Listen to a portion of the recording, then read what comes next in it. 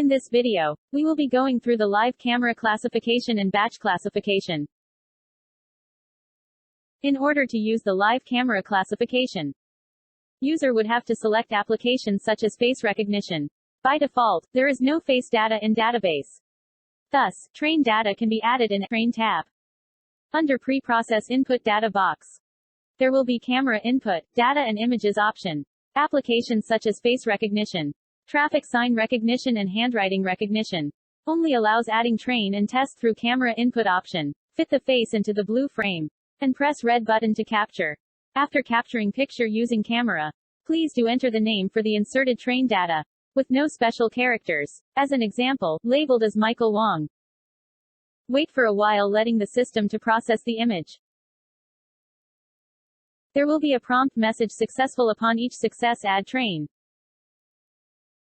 This can be tested in live camera classification, where user will be identified as the name specified earlier in the label box.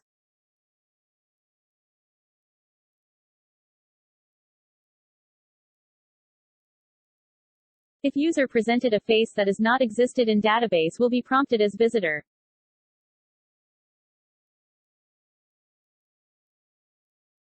After demonstrating on the live camera classification, batch classification would need to user to insert test data manually by camera input.